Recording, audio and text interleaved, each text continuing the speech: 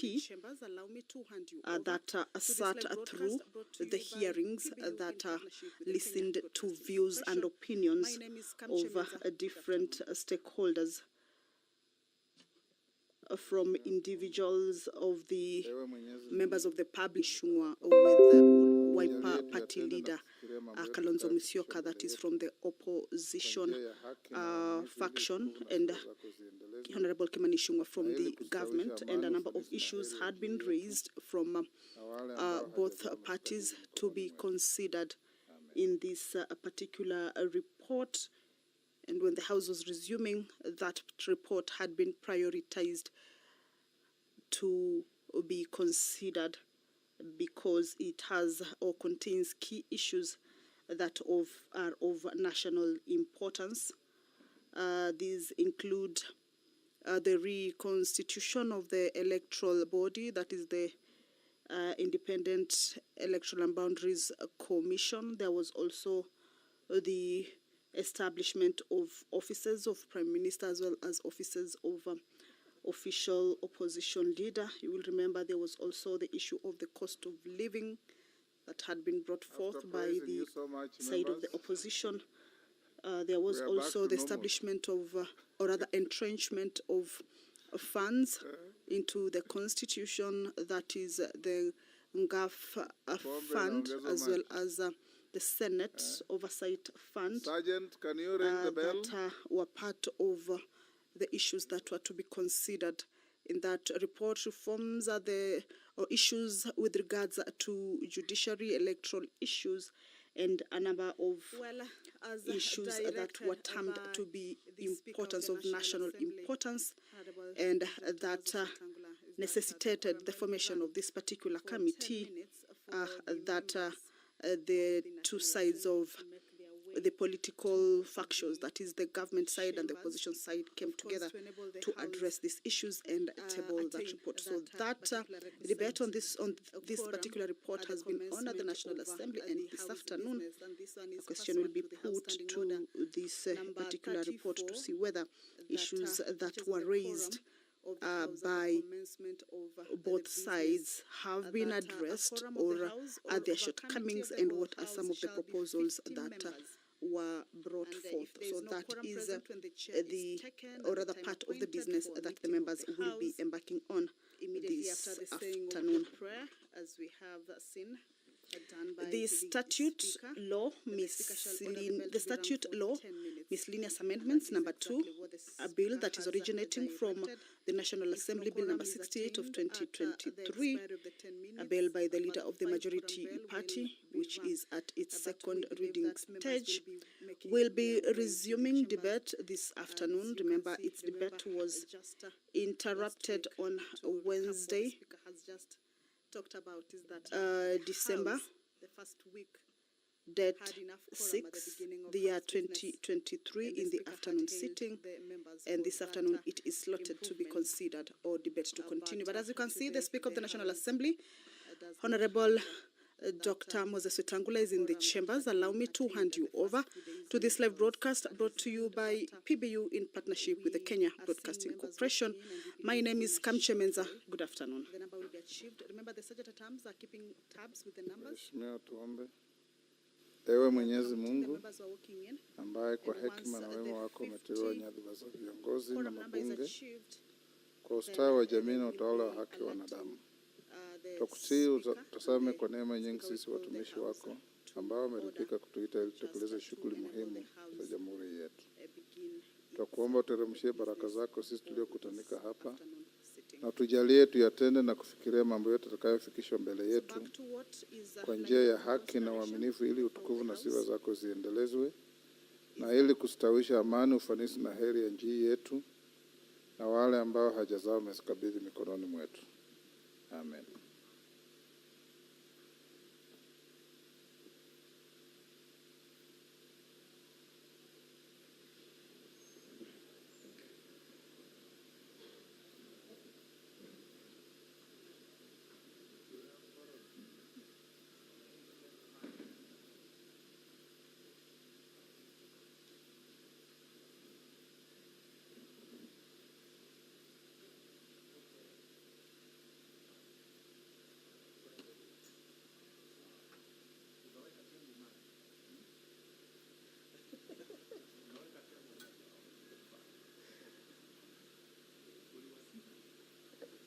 After praising you so much, members, we are back to normal.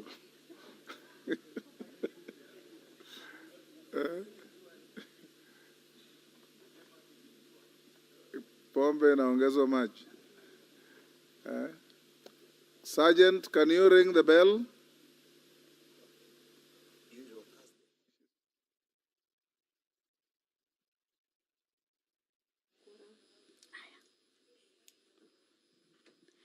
Well, as directed by the Speaker of the National Assembly, Honorable Dr. Moses Wetangula, is that the quorum bell be rung for 10 minutes for the members of the National Assembly to make their way to the chambers, of course, to enable the House attain that particular requisite quorum at the commencement of the House business. And this one is pursuant to the House Standing Order number 34 that touches on the quorum of the House at the commencement of the business. That a quorum of the House or of a committee of the whole House shall be 50 members. And if there is no quorum present when the chair is taken at the time appointed for a meeting of the House, immediately after the saying of the prayer, as we have seen done by the Speaker, then the Speaker shall order the bell to be rung for 10 minutes. And that is exactly what the Speaker has directed. If no quorum is attained at the expiry of the 10 minutes, a further 5 quorum bell will be rung. But we believe that members will be making their way to the chambers. As you can see, remember, just last week, to recap what the Speaker has just talked about, is that the House, the first week, had enough quorum at the beginning of House business, and the Speaker had hailed the members for that improvement. But today the House does not have that quorum that had been attained at the first few days when the House had resumed. But we are seeing members walking in, and we believe in a short while the number will be achieved. Remember, the sergeant at arms are keeping tabs with the numbers. They are counting the members who are walking in, and once the 50 quorum number is achieved, then they will be alerting the Speaker, and the Speaker will call the House to order just to enable the House begin its business for this afternoon sitting. So back to what is lined up for consideration on the floor of the House is that a motion on the ratification of the agreement on the establishment of the International Vaccines Institute is also lined up to be considered. This is a motion that is moved by the Chairperson, Departmental Committee on Health, Honorable Robert Pukosem, and he will be seeking to have the House adopt that report on its consideration of the agreement on the establishment of the International Vaccine Institute that was laid on the table of the House on Tuesday, 5th of December, the year 2023, and will also be seeking the House to approve the ratification of the agreement on the establishment of the International Vaccine Institute. So that is a business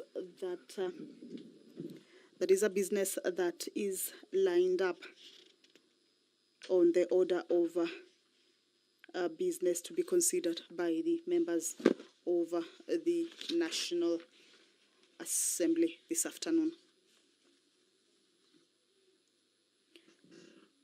The motion on the report of the Auditor General on the financial statements for the national government ministries, departments, and agencies for the financial year 2020 and 2021 is also part of the business that the members will be looking into this afternoon. The Statute Lower Miscellaneous Amendment Bill number 2 of National Assembly, Bill number 68 of 2023, is a bill that is at its second reading stage, and this afternoon debate on this bill is scheduled to continue. This bill seeks to make various amendments to various statutes, and this is in keeping with the practice of making various amendments which do not merit the publication of separate bills into one bill. And some of the statutes that this bill proposes amendments to include the Oaths and Statutory Declaration Act, Cap 15, that the bill proposes to amend the Oaths and Statutory Declarations Act to provide that an advocate who has been appointed as a commissioner of oaths shall sign the roll kept by the Chief Registrar of the Judiciary, and that the Registrar or Deputy Registrar of a superior court or subordinate court may administer an oath or affirmation or take an affidavit or statutory declaration under the Act.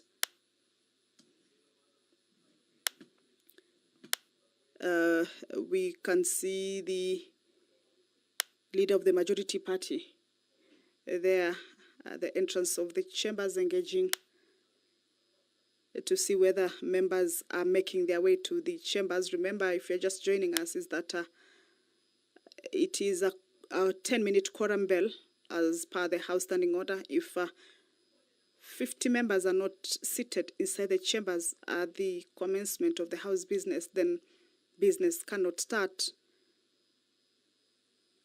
unless and until that number is attained.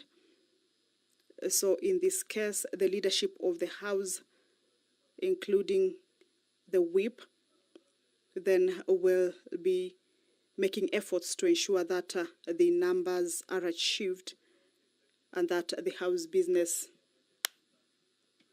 starts without any waste of time. The other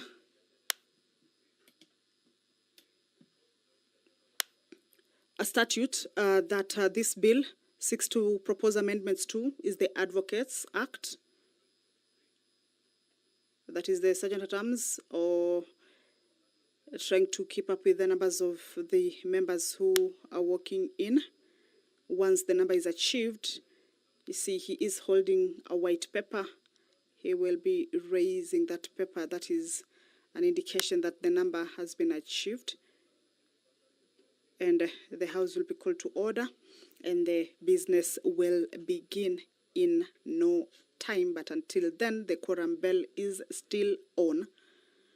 The Advocates Act, Cap 16, the bill also proposes amendments to this particular statute and seeks to provide that the registrar responsible for keeping,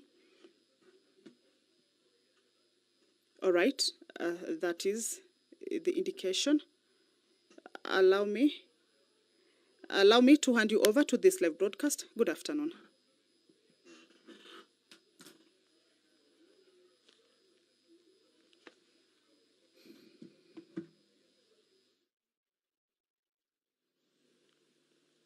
Order number 3, messages. Order number 4, petitions. Order number 5, papers. Majority Leader. Thank you very much, Honorable Speaker. Honorable Speaker, I take this opportunity. Honorable Speaker, I beg to lay the following papers on the table of the House today, Thursday, February 22nd, 2024. 1. Annual report and financial statements of the Kenya Power Lightning Company Limited, PLC, for the year ended 30th June 2023.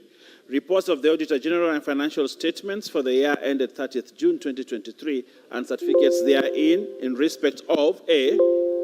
Commission on Revenue Allocation Staff Mortgage Scheme Fund. B. Office of the Director of Public Prosecution Staff Housing Mortgage and Car Loan Scheme. C. Receiver of Revenue Statements. D. State Department for the Blue Economy and Fisheries. E. Public Service Commission. F. State Department for Regional and Northern Corridor Development. G. State Department for Tourism. H. State Department for Public Works. I. Communication Authority of Kenya Universal Service Fund. J, Commission on Administration, Justice, Staff Mortgage and Car Loan Fund. K, Consolidated Fund Services, Salaries, Allowances and Miscellaneous Services, the National Treasury. L, Stores and Service Funds, State Department for Public Works. M, National Lands Commission. N, Competition Tribunal or Occupational Safety and Health Fund. And P, National Cancer Institute of Kenya. Honorable Speaker, I beg to lay. Thank you, Majority. Chairperson, Departmental Committee on Agriculture and Livestock. Wapi Mheshimiwa Mtunga. Vice Chair. Okay. Chairperson, Select Committee on Regional Integration. Wanjiku.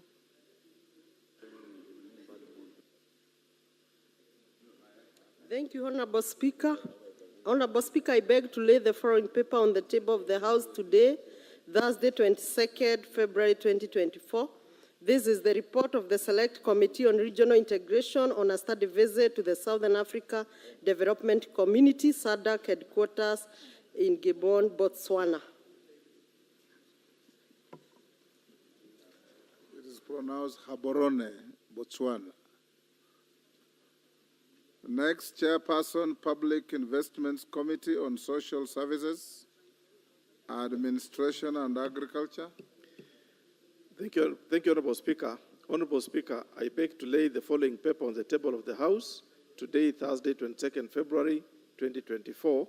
Second report of the Public Investments Committee on Social Services, Administration and Agriculture on its consideration of the report of the Auditor General on the financial statements of 5 state corporations. Thank you, Honorable Speaker. Thank you. Back to B, Chairperson, Departmental Committee on Agriculture and Livestock. Majority, where is your chairman?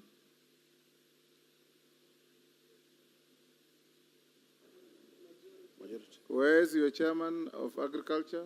He's always here. We can't slight it. Honorable Speaker, you can see the challenges we had even in beginning the House. A number of committee chairs and committee members are sitting for BPS, yes. Okay, we'll stay the matter to Tuesday. Next order.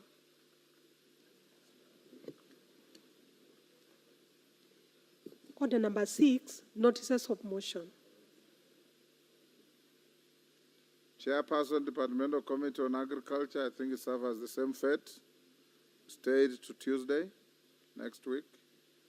Chairperson, Public Investments Committee on Social Services, Administration and Agriculture. Honorable Wangwe. Thank you, Honorable Speaker. Honorable Speaker, I beg to give notice of the following motion, that this House adopts the report of the Public Investments Committee on Social Services, Administration and Agriculture on its consideration of the report of the Auditor General on the financial statements of the Kenya Medical Training College financial year 2017-2018 to 2020-2021, the Kenyatta University Teaching, Referral and Research Hospital for financial year 2019-2020, the Kenya Medical Research Institute for financial year 2012-2013 and 2013-2014, the Kenya Medical Laboratory Technicians and Technologists Board for financial year 2014-2015 to 2020-2021, and the Kenya Medical Practitioners and Dentists Council for financial year 2017-2018 to 2020-2021, laid on the table of the House on Thursday, 22nd February 2024. Thank you, Honorable Speaker. Thank you. Chairperson, Select Committee on Regional Integration. Honorable Wanjiku Muya. Thank you, Honorable Speaker. Honorable Speaker, I beg to give notice of the following motion, that this House adopt the report of the Committee on Regional Integration on its consideration of the inspection visit to the semi-autonomous institutions of East African Community in Uganda, laid on the table of the House on Wednesday, 29th November 2023. Thank you. Next order. Order number 7, questions and statements. Member for Majority, are you ready? We start with you, or we? Majority Leader, we want to start with you, or we end with you on statements? Your Thursday statement. Let me start, Honorable Speaker. Honorable Speaker, pursuant to the provisions of Standing Order 44.2a, I rise to give the following statement on behalf of the House Business Committee, which met on Tuesday, 20th February 2024, to prioritize business for consideration during the week. As members are aware, Honorable Speaker, this week the House concluded various business, including the passage of the Affordable Housing Bill, National Assembly Bill, the Housing Bill, Affordable Housing Bill, 2023. Notably, the House awaits reports on various items, and I urge committees to expedite any pending business before the committees. Honorable Speaker, with regard to the business scheduled for Tuesday next week, the House is expected to consider the following bills at second reading, if not concluded today. 1, the Statute Law Miscellaneous Amendments Number 2 Bill of 2023. 2, the National Disaster Risk Management Bill of 2023. C, the Employment Amendment Bill, Senate Bill number 11 of 2022. 4, the Natural Resources Benefit Sharing Bill, Senate Bill number 6 of 2022. 5, the Petitions to Parliament Procedure Amendment Bill of 2022. And 6, the Regional Development Authorities Bill of 2023. Additionally, debate will also be undertaken on the following motions, should they not be concluded today. A, the ratification of the agreement on the establishment of the International Vaccines Institute. B, the report of the Auditor General on the financial statements for the national government ministries, departments, and agencies for the financial year ended 2020-2021. C, report of the Auditor General on 23 non-compliant state corporations. And D, report on the compliance to Article 54(2) of the Constitution regarding employment of persons with disabilities in public institutions. Honorable Speaker, in accordance with the provisions of Standing Order 42A, 5, and 6, I wish to convey that the following Cabinet Secretaries are scheduled to appear before the House on the afternoon of Wednesday, 28 February 2024, to respond to questions as follows. 1, the Cabinet Secretary for Gender, Culture, the Arts, and Heritage to appear and respond to the following questions. Question number 242 of 2023 by the member for Gilgil, Honorable Martha Wangari, MP, regarding the changes the government has made to the disbursement model of the Women Enterprise Fund. 2, question number 031 of 2024 by the member for Kilifi County, Honorable Gertrude Mbeyu, MP, regarding the significant reduction in the allocation of the National Government Affirmative Action, GAF, in the financial year 2023-2024 budget for projects across the 47 counties. And 3, question number 032 of 2024 by the member for Machakos County, Honorable Joyce Kamene, MP, regarding the breakdown of the funds allocated and disbursed for provision of sanitary pads. B, or 2, Honorable Speaker, the Cabinet Secretary for Education to appear and respond to the following questions. Question number 022 of 2024 by the member for Nyakach, Honorable Aduma Owor, MP, regarding criteria used to disburse infrastructure funds to schools in the country. 2, question number 023 of 2024 by the member for Alego Osonga, Honorable Samuel Atandi, MP, regarding the disbursement of an average capitation grant by the ministry. 3, question number 024 of 2024 by the member for Nairobi County, Honorable Esther Passaris, OGW MP, regarding measures undertaken by the ministry to bolster guidance and counseling departments in public schools. 4, question number 025 of 2024 by the member for Nakuru Town, Honorable Samuel Arama, MP, should be Nakuru Town West, regarding withholding of Kenya Certificate Secondary Schools Education KCSE certificates of former students on account of non-clearance of school fees. Question number 026 of 2024 by the member for Kisumu Central, Honorable Joshua Oron, MP, regarding house allowances for teachers from Kudho Secondary School, Kudho Primary School, and Obinju, Kanyakwar Primary School. Question number 040 of 2024 by the member for Nyakach, Honorable Adoma Owor, MP, regarding the delocalization of teachers even after the policy was abolished. 7, question number 041 of 2024 by the member for Dagoretti North, Honorable Beatrice Elachi, MP, regarding the status of implementation of the competence-based curriculum, CBC, and measures in place to ensure its success And question number 042 of 2024 by the member for Dagoretti North, Honorable Beatrice Alachi, MP, regarding the ownership of valid land documents by public schools in the country. Having said that, Honorable Speaker, I wish to know that the House Business Committee will reconvene again on Tuesday, 27 February, to schedule business for the rest of that week. And I wish to lay the statement on the table of the House. Thank you. Majority Leader. Member for Nairobi City County, Esther Passaris.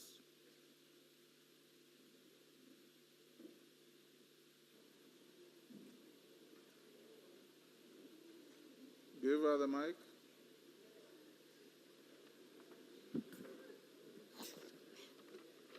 Thank you, Mr. Speaker. Honourable Speaker, pursuant to Standing Order 44.2c, I wish to request a statement from the Chairperson, Departmental Committee on Health regarding remittances to hospitals. Honourable Speaker, the National Health Insurance Fund, NHIF, has a duty to contribute towards universal health coverage through the provision of affordable, accessible, sustainable and quality health insurance. However, it is regrettable to note that there have been numerous complaints from Kenyans regarding their dissatisfaction with NHIF services. In some cases, patients under NHIF cover who are admitted to hospitals while unconscious are not attended to for long periods of time owing to inability of NHIF to confirm patients' details. In addition, some patients under NHIF cover are denied direct admission even under emergency circumstances, as the cover does not provide for pre-admission diagnostics such as implants and scans, yet some civil servants under the same cover get these services. This goes against the provision of Article 43 of the Constitution on access to emergency medical treatment. Honourable Speaker, it is on this background that I request a statement from the Chairperson, Departmental Committee on Health on the following.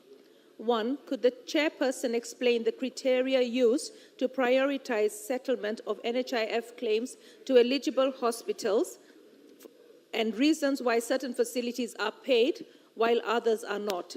Could the Chairperson explain why there are delays in payment of monies owed by NHIF to some hospitals, particularly Kenyatta National Hospital and Nairobi County facilities for services already rendered? Could the Chairperson outline the plans, if any, that the government has put in place to cushion detained patients with outstanding bills beyond NHIF settlement through waivers of bills, including a possible framework for waiver for both county and national hospitals? Could the Chairperson give the timelines in which the government is planning to release approximately Kenya shillings 32 billion owed by government to all NHIF accredited government and private hospitals, including the 480 million owed to Nairobi County medical facilities and Kenya shillings 1.6 billion owed to Kenyatta National Hospital, and provide a report on all accruals and payments made to health facilities for the years 2021, 2022, and 2023. Could the Chairperson outline the measures that the government is putting in place to ensure that no person is denied emergency medical treatment regardless of NHIF approval? Thank you, Mr. Speaker. How much time do you need to bring a response? Thank you, Honourable Speaker, and I want to thank the County Woman Member of Parliament for Nairobi, Honourable Esther Passaris, for the question. I would want to ask for a period of 2 weeks to be able to get a substantial response to your questions. Thank you. 2 weeks is ordered. Thank you. Member for Embakasi Central, Benjamin Gadiru. Thank you, Mr. Speaker. I rise to seek a statement regarding the recruitment of the National Youth Service volunteers.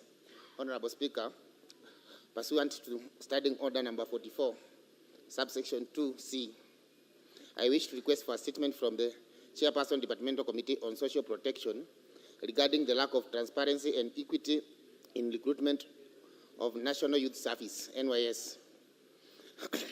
Honourable Speaker, the government through NYS recruits about 30,000 youth annually who are thereafter trained various skills, including paramilitary, engineering, fashion and design, business management, catering, agriculture, secretarial, plant operation, construction, and driving.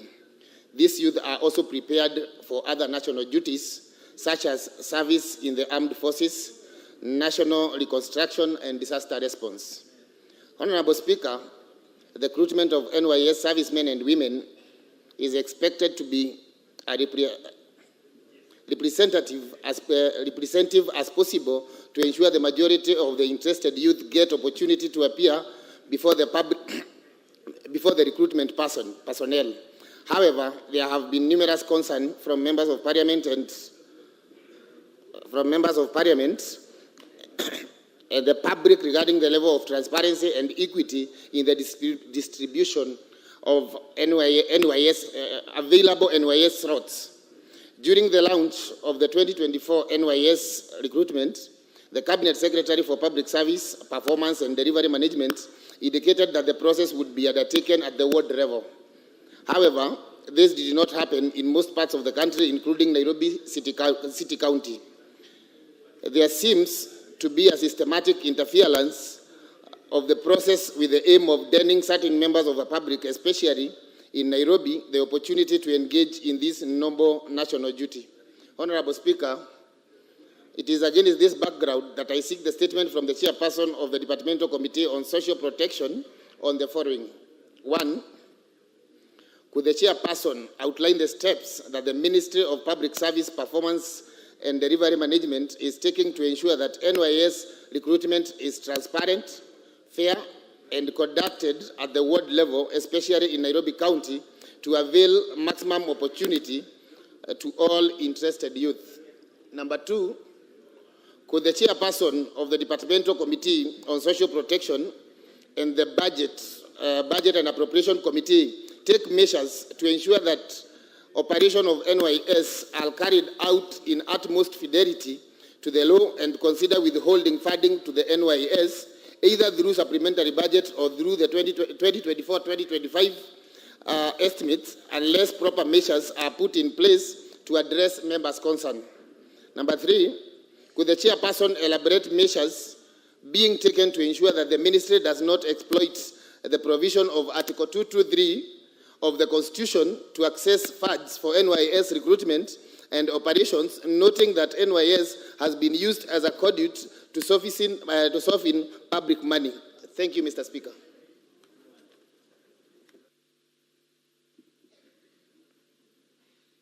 Beatrice Elachi. Thank you, Mr. Speaker. Mr. Speaker, while I want to appreciate and thank the member of Embakasi Central, I will also just to add on, Mr. Speaker. You see, when you look at Nairobi with 17 constituencies, I would wish they also explain to us how it normally ends up. 17 constituencies can go on one day and do their recruitment, all of them together. How do you end up now showing us a list? Or is it possible for the chair now to bring us the list and show each constituency how many of our young people were recruited, based that in every constituency across the country, Mr. Speaker, there is a number that is taken per constituency. And did it just go to one constituency? How do you ensure each constituency benefits like any other constituency, Mr. Speaker? Thank you, Mwenje. Thank you, Chair, and I want to support my colleague from Embakasi Central. Honorable Speaker, in Nairobi, our constituencies are quite close to one another. By taking us to one single venue creates a disadvantage, because that means it is impossible to determine where you will get, how you will be able to determine which person comes from which ward, Honorable Speaker. It is important that we follow the criteria. The criteria that was given by the CS is a very good criteria, but it would have been fair if we involved even use of the voter identity, the voter register, to determine where somebody comes from. A second issue, Honorable Speaker, which we'll also need to the chair of the committee to note, is that when I got my ID card, I was in secondary school somewhere in Kikuyu, actually in Alliance. I know you never know, some of us went there. So my ID will not read that I'm from Embakasi. I got it when I was in high school. So what happened, Honorable Speaker, is that people who had ID cards that were reading Moranga, Nyeri, were being told to go away and go to where they got the ID. That's a very unfair system, Honorable Speaker, because those people got the IDs there, but they live and reside here in Nairobi. So these are some of the details that need to be addressed, and I'm hoping that when the chair comes to respond on this issue, they'll be able to give us a good explanation and be able to show us, and we must insist that the voter register is used in Nairobi to determine the number of beneficiaries from each ward as per the list given by the CS. Thank you, Honorable Chair. Who is the chairman of this committee? Is it Karemba or Alice Nganga? Pardon?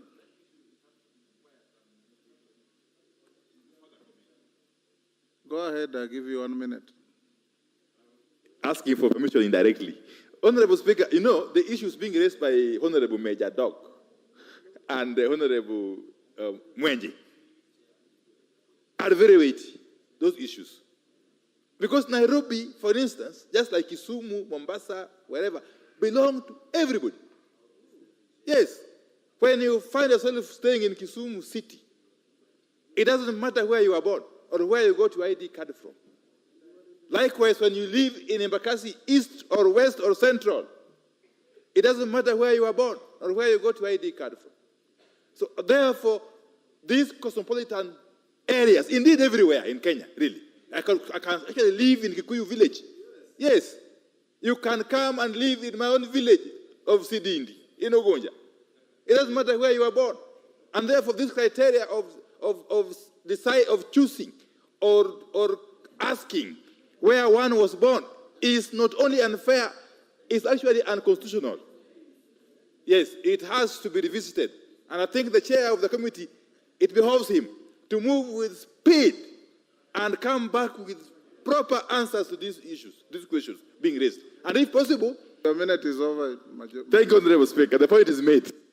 I don't know, Watch, 1 minute. Thank you, Honorable Speaker, and also join my colleagues in supporting this statement. And as they look at this statement, I hope that this committee will be able to broaden, not just on NYS, but on other recruitments in the forces. Honorable Speaker, if you look at the manner in which the recruitment has been centralized in one place, it is intended to create chaos, choreographed chaos, where we then disenfranchise the 17 constituencies of Nairobi County, which contribute an inordinate amount of the GDP in this country.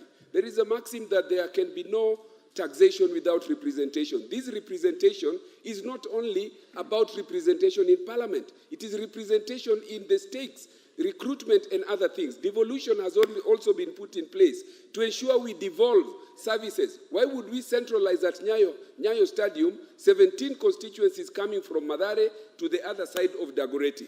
This issue must be looked at so that the young people of Nairobi are given their fair share of recruitment in these services. Thank you. Mheshimiwa Mandazi.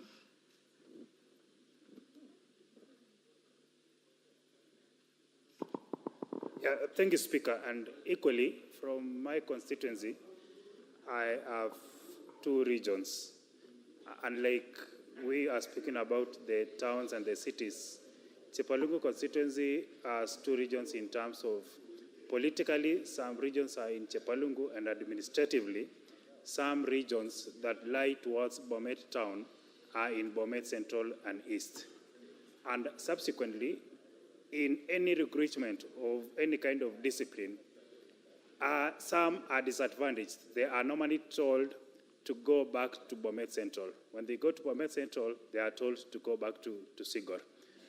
Actually, Speaker, we should be looking not at the ID, but at the person who is gone there to be interviewed for that particular discipline. I want to support my colleagues. Actually, it discriminates the youth who are going there to look for jobs. Thank you, Mr. Speaker. Last, KJ. That MP from Chepalong is rural. Go ahead. Mr. Speaker, I thank you. And I also thank you, the Honourable Member for Embakasi Central, for bringing this to the floor so that it is discussed as a national issue.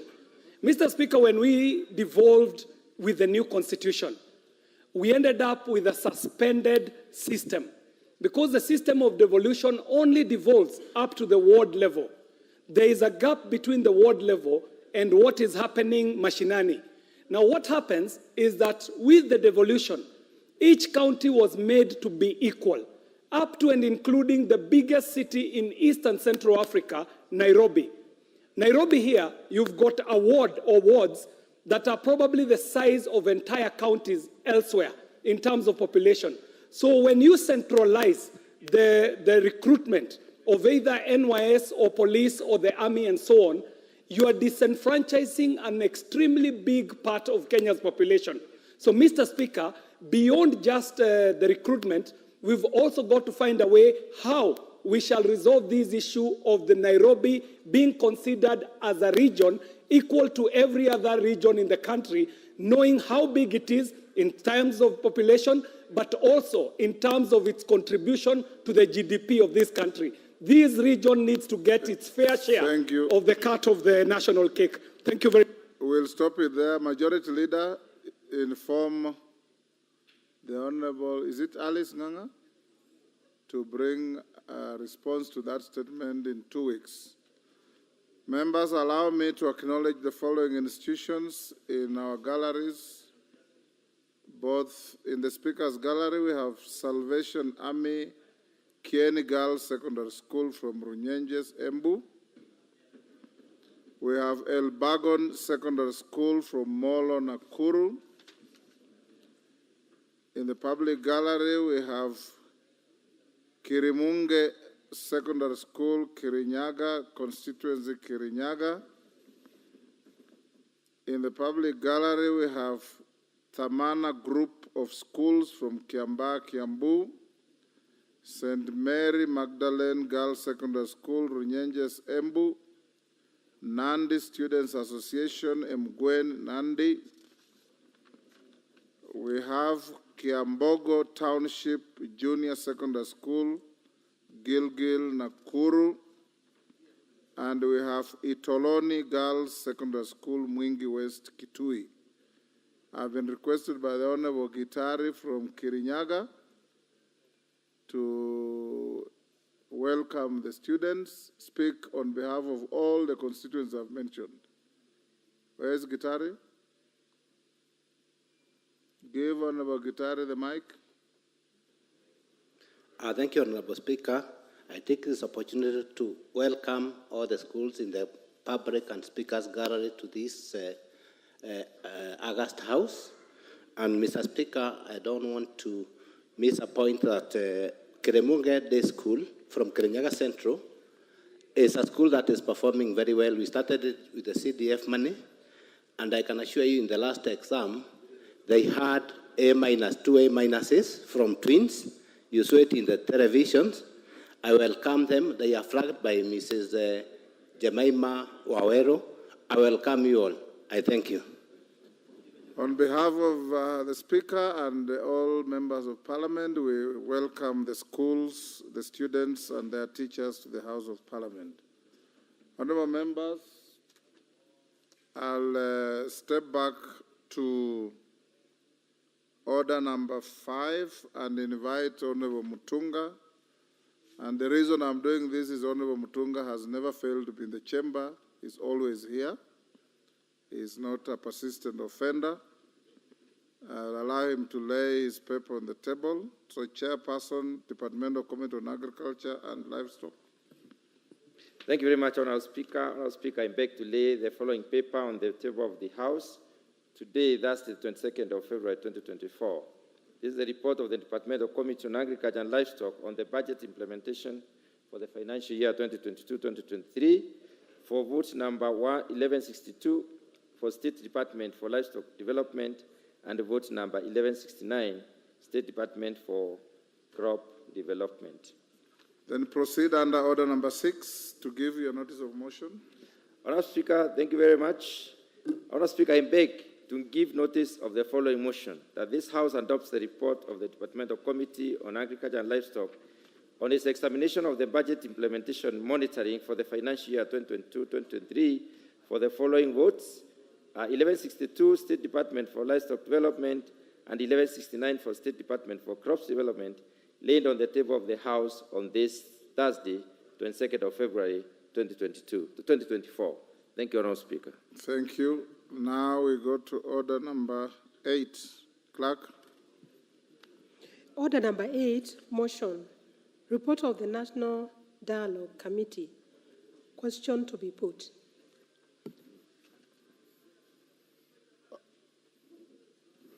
Yes, Honourable Elachi, what is out of order?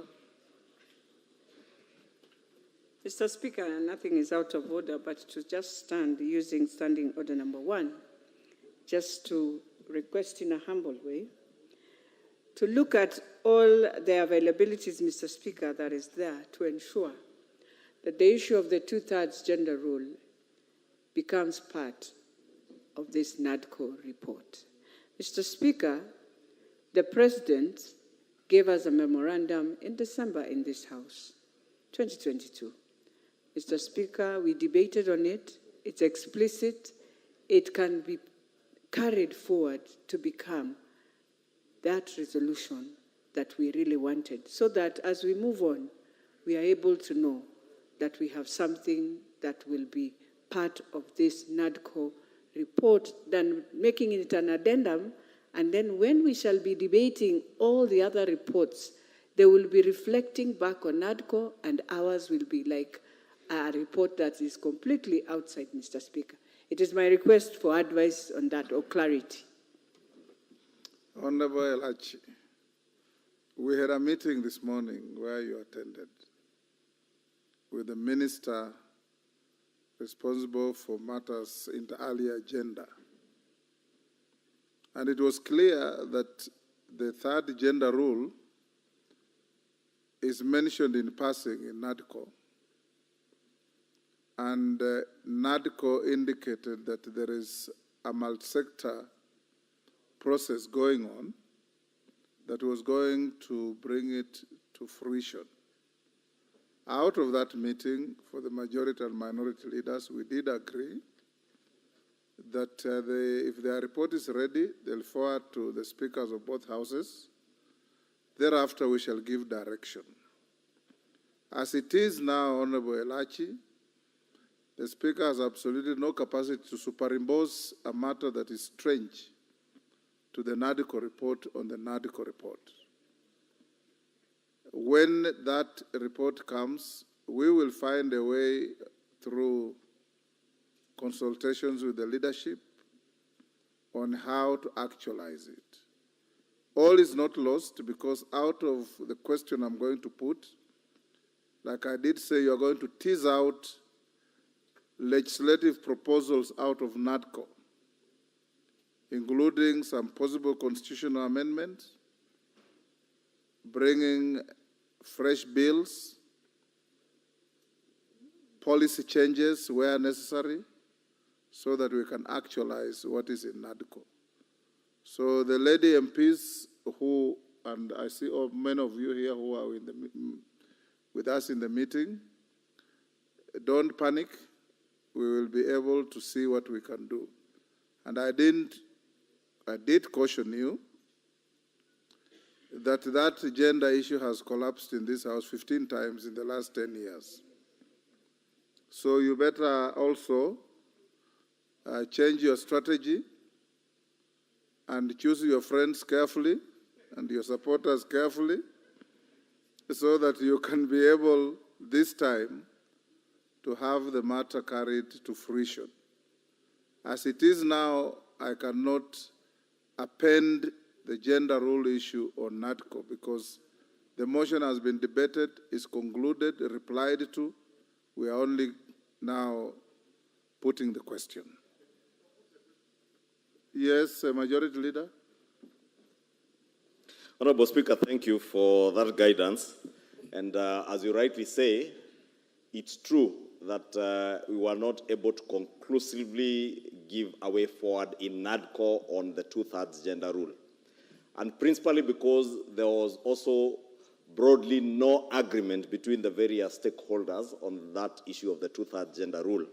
And that is why it became impossible for us to even build consensus within NADCO, because there were too many proposals with too many routes, and we therefore agreed that we leave that matter by consensus to the multi-sectoral forum that the CS is leading. And indeed, as late as yesterday, I also had a discussion with the CS, and we indicated, because if you read the NADCO report, we had said that the multi-sectoral forum under that ministry would then table a report to Parliament, including any legislative proposals that they may have agreed on, because the various players within that space were not able to agree. Even if you go through all the presentations they brought to NADCO, everybody had their own route and we couldn't agree on the way forward.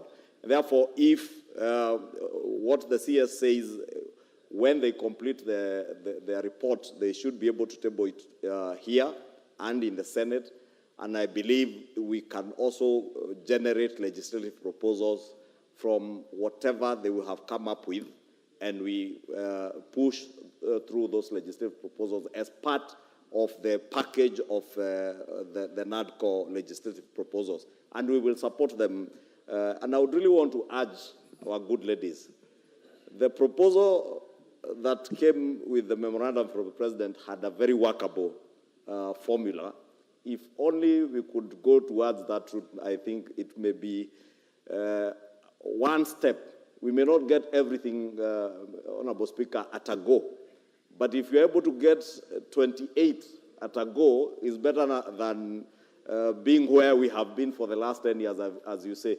And I want to agree with you that it is time we change strategy, especially those of us like myself who are true believers in the women cause, being a father to 4 girls, Honorable Speaker. I truly want to support this 2/3 gender rule, and I want to ask all our lady members to work with us, and as you advised, maybe it's time to change strategy.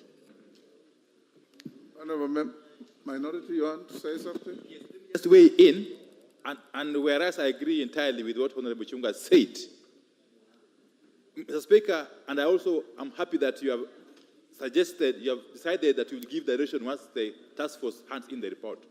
Honorable Speaker, it's a fact that the NADCO deferred to the multi-sectoral working group. Yes. I hope the members will listen to me, the honorable lady members. The NADCO deferred, for the reasons that Honorable Chungwa has cited, to the multi-sectoral working group on the question of the not more than 2/3 gender principle or rule. However, if you read carefully the paragraph in NADCO concerning this matter, the intent was and still is that once the multi-sectoral working group completes its work and submits a report here with probable legislative proposals, then that report plus the recommendations and any other proposals would be treated as part of the NADCO report. Honorable Speaker. It is not in your motion. It is not in the motion, but it's implied in the report. Yes. So that, because there's a danger here, Honorable Speaker, that if we treat the report of the working group separately from the NADCO, it might face headwinds. And my coalition, the Azimio coalition, has taken a very strong position that we support the achievement of the not more than 2/3 gender principle in the House. And we shall do whatever it takes to realize, to make that realization. So, Honorable Speaker, I want to thank you and to thank you profusely for giving that guidance, but also pray that this task force will complete its work quickly and bring to us whatever they have agreed upon. Thank you, Honorable Speaker. Thank you. Let me not open debate on this. Honorable Nyamaya and Faith, hold your horses. Faith, you are in the meeting this morning, so you know what we discussed. Honorable members, as I put the question, once you pass this motion, and I'm advised it has also passed in the Senate, we'll direct the clerks to both houses to convene a meeting with the senior officials to now look out at your proposals on legislation, both on the Constitution and drafting of bills, so that they can work expeditiously to get the bills in place. If you drafted bills, then pass them on to the clerks, and yours are mere drafts. They'll have to put them in the manner acceptable to Parliament. So let's see how we move from there. And on the gender rule, we'll move as I have guided. Honourable members, I now put the question, which is that this House adopts the report of the National Dialogue Committee laid on the table of the House on Thursday, 7th December 2023. As members of that opinion say aye. Aye. Will those of the contrary opinion say nay? The ayes have it. Next order. Order number 9, motion. Ratification of the agreement on the establishment of the International Vaccines Institute. Kose. Thank you, Honorable Speaker. Honorable Speaker, the Departmental Committee on Health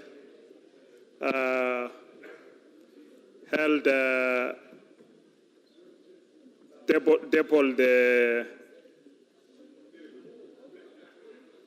agreement, the IFI agreement, having submitted. Okay, I need to move. Just Honorable Pukose. Just a minute. Can I have the notice? Yeah, you know, you're a veteran member, so I expect you to do the right thing. Apologies, Speaker. Go ahead. Honorable Speaker, I move the motion that this House adopts the report of the Committee on Health on its consideration of the agreement on the establishment of the International Vaccine Institute laid on the table of the House on Tuesday, 5th December 2023, and pursuant to the provisions of Section 8.4 of the Treaty Making and Ratification Act 2012, approves the ratification of the agreement on the establishment of the International Vaccine Institute. Honorable Speaker, the International Vaccine Institute is a non-profit international organization that was established on 12 May 1997 as an initiative of the United Nations Development Programme. It is an organization dedicated to vaccination in furtherance of global health. Its mission, therefore, is to discover, develop, and deliver safe, effective, and affordable vaccines for global public health. The IFI, therefore, focuses on vaccines against infectious diseases affecting the world's most impoverished populations with the aim of making vaccines available and accessible to vulnerable populations in developing countries. The IFI has its headquarters in Seoul and is hosted by the Republic of South Korea and currently has 39 member countries and the WHO.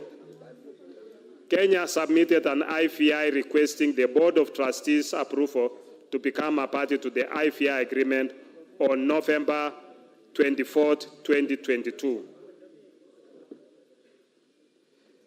Honorable Speaker, the IFI agreement was submitted to the Honorable Speaker of the National Assembly on 21st August 2023 upon its approval by the Cabinet on 6 December 2022. The agreement was subsequently tabled before the House on Wednesday, 23rd August 2023 for consideration and approval of its ratifications. The agreement was committed to the Departmental Committee on Health for consideration and reporting to the House pursuant to Section 8 of the Treaty Making and Ratification Act, Cap 4D, and Standing Order 216-5 FA. Honorable Speaker,